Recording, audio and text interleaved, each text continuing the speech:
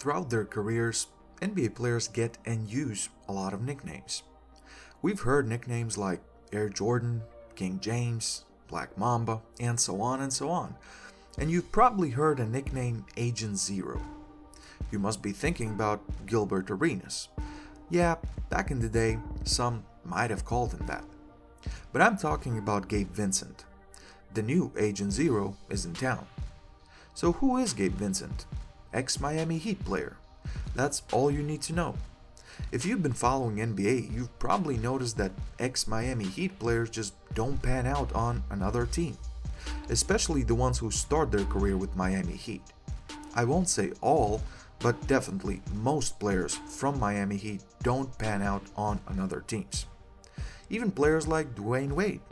Yes, he was at the tail end of his career, but he wasn't really good in Chicago or Cleveland. More recent example is Kendrick Nunn. In Miami, he was a good player. He shot well, he averaged 15 points per game, and then he left for the Lakers. Got injured, and the injury was weird too, like he was just always on a path for a comeback until he never played for a year because of a bone bruise in his knee. And when he did return a year later, he just couldn't play anymore. He had some moments, but that's it. And last year, he was out of the league. But Gabe Vincent, man. So the Lakers went for another one of Miami Heat ex-players and got burned again. And this one is even worse. So Gabe Vincent, a 6'3" point guard. I think he actually was a bit overhyped. At the time, it was thought of as a good signing, but I had my doubts. It was for a mid-level exception, so I guess it was okay, but to take a look at his whole career, he wasn't anything special. He had only one good playoff run. Good, not great. Gabe came to the NBA in 2020. He initially went undrafted in 2018, spent a few years in G League, and then got signed by the Miami Heat for the second part of the 2019-20 season. During his first year, he spent only 9 games with the Heat, shot quite poorly, 21.6% from the field and 22.2% from the three. During his second year, he improved quite a bit, but I wouldn't say he was anything special nonetheless. He averaged 4.8 points on about 38% shooting from the field and 31% from the three, below average. Sure, he brought defense into mix, but at 6'3", he is somewhat limited on which positions he can guard. He pretty much could guard only ones and twos because all the other positions just tower over him. Even for guards, 6'3" is considered small. But he battled his way into Miami Heat rotation, and during his third year there, he was pretty much one of the first options coming off the bench, and even occasionally starting. You could argue he had his best year during the 21-22 season when he averaged 8.7 points on almost 42% shooting from the field and 37% from the three. And those are solid numbers for sure, but that was only one season. In the 2022-23 season, Gabe averaged more points, but his shooting percentages went down significantly. As he shot more, he also missed more. And he went back to shooting just over 40% from the field and a bit over 33% from the three for the season. Once again, below average numbers for a guard.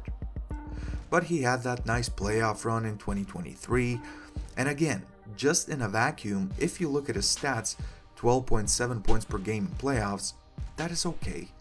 3.5 assists, that is also okay. But his shooting average is once again just 40.2% from the field and 37.8% from the three. The three number, I should say, was quite solid.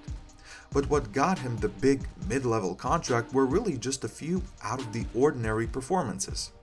He had 5 games in a 22-game playoff span where he scored more than 20 points. And I have to give him credit.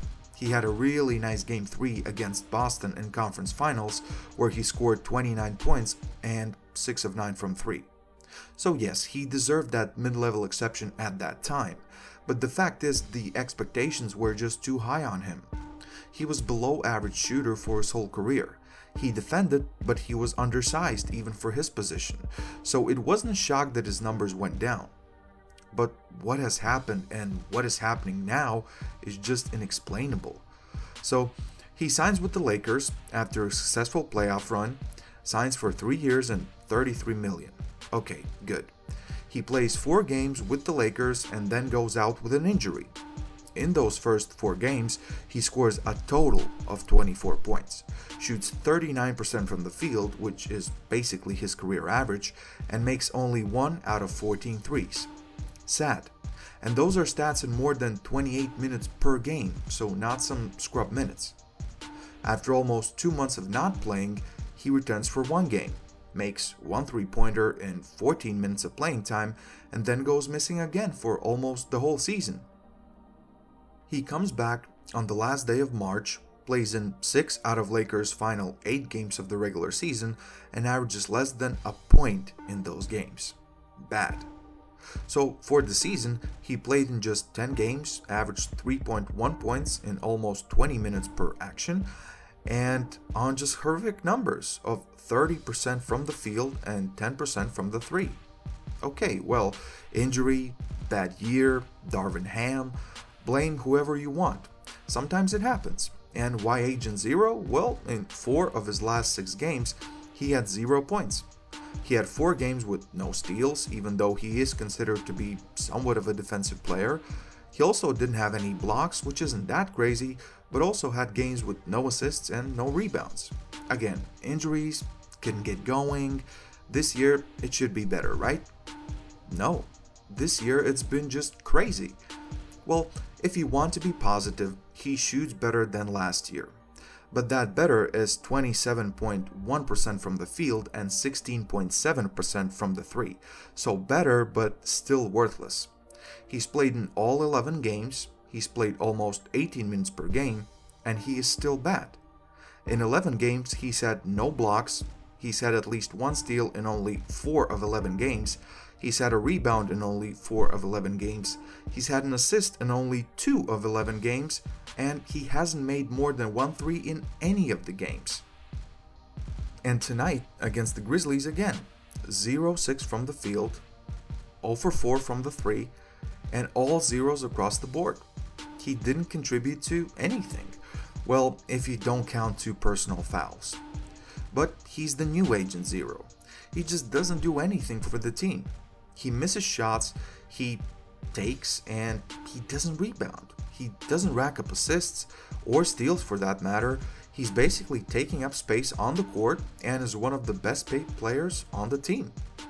Jokes aside, it's really sad how his career has turned out. He never was a world beater and was a bit overhyped after just 1 good playoff run, but he also shouldn't be this bad.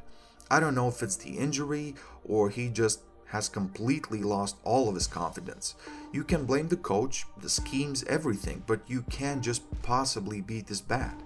You can't be on the court for that many minutes and contribute absolutely nothing. At least it seemed that it's impossible.